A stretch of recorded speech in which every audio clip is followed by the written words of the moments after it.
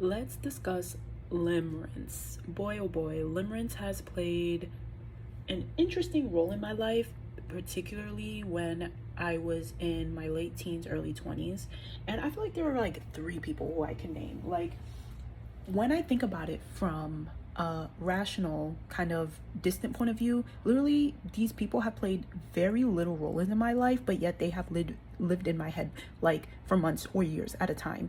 So my first example I would give was when I was 18 years old. I was in college. This was actually a time when I was about to take time off from college. So I met this guy off like OkCupid or something. Like, he went to another college nearby me, and that was like literally like my first kiss, all that like good stuff. I know, like, I'm like sharing all of this out because these are my stories, and then these are stories that I'm finally ready to share, and they don't need to live up here anymore. The beauty of self-disclosure, okay? And like, I remember like this guy literally living in my head for like months at a time, and like, I just never understood why. I think I was just so attached to the idea that like he was my first kiss and like a guy that was like attracted to me, especially, I was overweight, so I didn't really have much, romantic or sexual traction in my life during my like most of my adolescent years. So I think that experience was like really profound for me. And like, I just remember just like, it was literally nothing more than just like that one night. Like, literally it was just like a night of making out.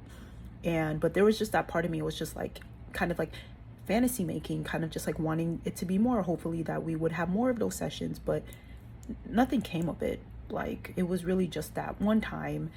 And I think I remember trying to like message him like once or twice after, but nothing happened, nothing fell through.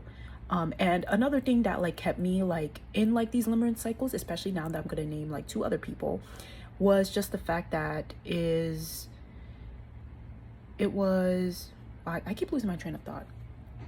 It was just also like sexual attraction that I felt towards them, and I just couldn't really describe it until now. So now let's go into guy number two. Guy number two was actually the first guy that I actually had oral interactions with, I will say that. And I remember literally just feeling super fixated on this guy. Like we met also on a dating app, and I was super fixated on him for a few years after like a few encounters that we had together, which were one-sided, by the way. It was like I said, I was just at a point where I just felt like I had to like give myself to like male interactions because, I just felt a lot of lack in that area.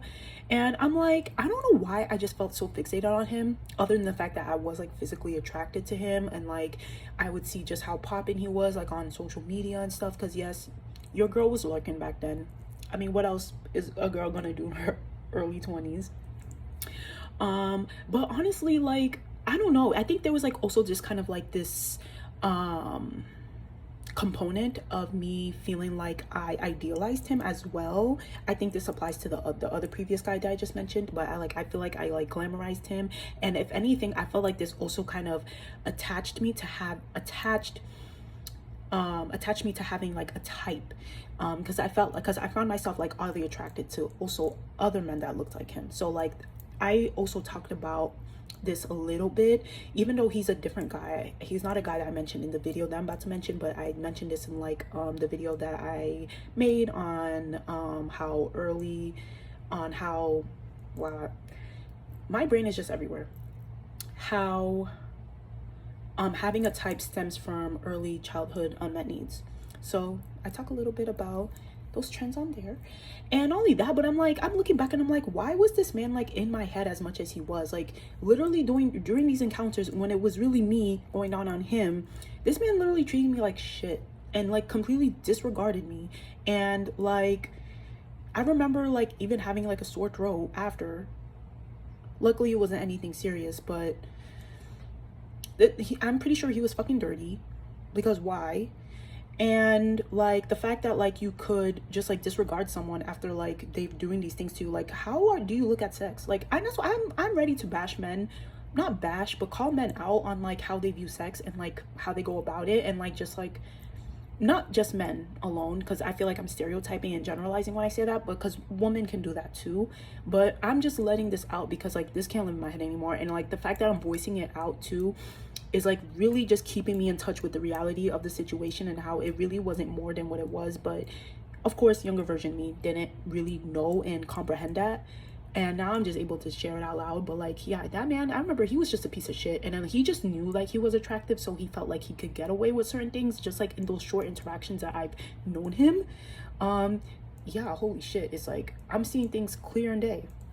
And also, I really want to add this note about the second guy, because I feel like this is really what I need to like mention as I finished making the other video, but I'm just now editing this in. Was that like literally months after those like few interactions that we had with each other, this man, I think we stayed matched on the dating app that we met off of, and then like he had the audacity to hit me up months later to be like, oh, like, would you be down to do it again? I remember this very vividly. Like I said, I have good memory. And I obviously, my dumbass was like open to it for some reason. But it never followed through, because I think I mentioned, like, he said like, oh, why don't we like be friends or friends with benefits? And I'm like, okay, let's actually do something friends do. And he was just like, let's just do what we always did. And I was just like, now I just know you're a fuckboy and you're a piece of shit. And like, not only that, but this also mentioned into like when I was saying about like how I was lurking on this guy just because I was just so in awe with his appearance, like just to realize that he had a girlfriend the whole time. I'm like, boy, you sloppy, like get your shit together. Anyways, that was years ago, but I just wanted to say that small note. That felt so liberating. And yeah, like I remember like after we finished like having like our encounter, like I remember like telling him like, oh, like maybe we should like hang out, of course younger me, or like do something fun together that is outside of this realm. And then he literally told me, well, I just don't have the time for you, and I'm not, I'm not trying to do all that extra stuff. And I was just like, it kind of like felt a little rude. And like I remember like I think I got some advice from a girlfriend at the time, and then she was just like, you know what, if you're gonna like do like something with a guy, like make sure to ask him to buy you food. And I remember trying this out with him. I was like, oh, can you buy me Taco Bell? And he was just like, no. And literally in that tone and with that facial expression. Yeah, I feel like I was like so a little distraught when these things happened at the time, and there's a part of me that's still like a little embarrassed to like talk about these things, but I'm like, it's so funny now that I look back at it. I'm like, younger you, girl, you had a lot to learn. And honestly, okay, there was like a third guy that I remember I going on a date with. It was an actual date. This was like years after the other two guys I just mentioned. And this was actually a relatively positive experience, even though it was just one date. And I remember like being like super infatuated with this guy. Like I was just like super struck at the top. Like he was tall, I loved his skin complexion. He had advanced degrees from prestigious universities. I was like, oh my God, like I really wish this man would be like my future husband. And this was actually around a time when I was starting to get into like spirituality and self-help and all that. And then for a few months, I would say about like 2 to 3, maybe 4 months, I got stuck into this ideas of like twin flames and stuff like that. And I was like, oh my God, this guy might be my twin flame. And now I'm looking back at it years later, I'm like, girl, really? Of course not. Let's be real, twin flames, they do not exist. And if you do believe in twin flames, I'm not shaming you, I'm not condemning you, but the idea of twin flames really comes from limerence and just normalizing one-sided dynamics. And that was something that like obviously with time and with adulting and getting to know myself, that was things that I was able to really grow and be more grounded in myself. But yeah, I thought like this guy was gonna be like my twin flame, and I was like literally just like in awe of this man, idealizing him. And then I would just always try to find like little details to like confirm that he was my twin flame. And I remember like I think like we matched again on like a dating app like a year ago or something. And then like I think we had like a short FaceTime call. It didn't go anywhere, but like I like he didn't even remember me at all, and I didn't even mention that we went on a date, but like that just goes to show like how much I put so much importance on like this person who I didn't even know, and I've only had like one encounter with. And like just like how like when your mind is kind of like in a certain place, like you don't really see it until it's like right in front of you.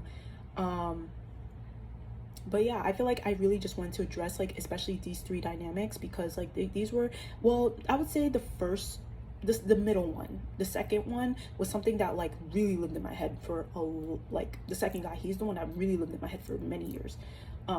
Obviously it hasn't been like that in a while, but I felt like I'm just giving my younger self the space to address how it was. And this honestly feels so freeing as well. Like honestly, this YouTube channel, I'm really freaking liking it.